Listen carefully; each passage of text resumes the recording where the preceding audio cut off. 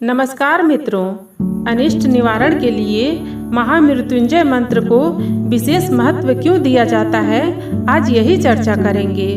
मित्रों, शास्त्रों एवं पुराणों में असाध्य रोगों से मुक्ति एवं अकाल मृत्यु से बचने के लिए महामृत्युंजय जप करने का विशेष उल्लेख मिलता है। महामृत्युंजय भगवान शिव को प्रसन्न करने का मंत्र है। इसके प्रभाव से व्यक्ति मौत के मुंह में जाते जाते बच जाते हैं। मरणासन रोगी भी महाकाल शिव की अद्भुत कृपा से जीवन पा लेते हैं। भावी बीमारी, दुर्घटना, अनिष्ट ग्रहों के दुष्प्रभावों को दूर करने, मृत्यु को टालने, आयु वर्धन के लिए 1.25 लाख महामृत्युंजय मंत्र जाप करने का विधान है। जब व्यक्ति जप न कर सके तो मंत्र जाप किसी योग्य पंडित द्वारा भी कराया जा सकता है।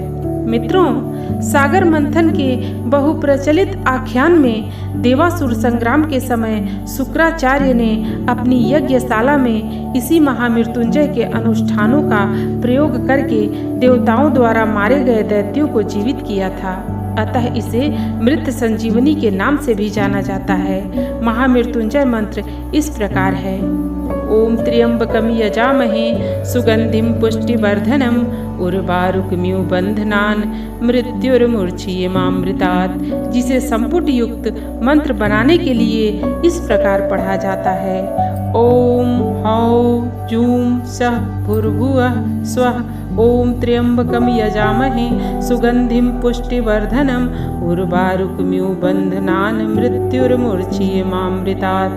ओम भूर्भुवः स्वः शः जूम हौ ऊम। पद्म पुराण में महर्षि मार्कंडेय कृत महामृत्युंजय मंत्र व स्तोत्र का वर्णन मिलता है, जिसके अनुसार महामुनि मृकंडू के कोई संतान नहीं थी, इसलिए उन्होंने पत्नी सहित कठोर तप करके भगवान शंकर को प्रसन्न किया। भगवान शंकर ने प्रकट होकर कहा, तुमको पुत्र प्राप्ति होगी, पर यदि गुणवान, सर्वज्ञ, यशस्वी, परम धार्मिक और समुद्र की तरह ज्ञानी पुत्र चाहते हो तो उसकी आयु केवल 16 वर्ष की होगी, और उत्तम गुणों से हीन अयोग्य पुत्र चाहते हो तो उसकी आयु 100 वर्ष होगी।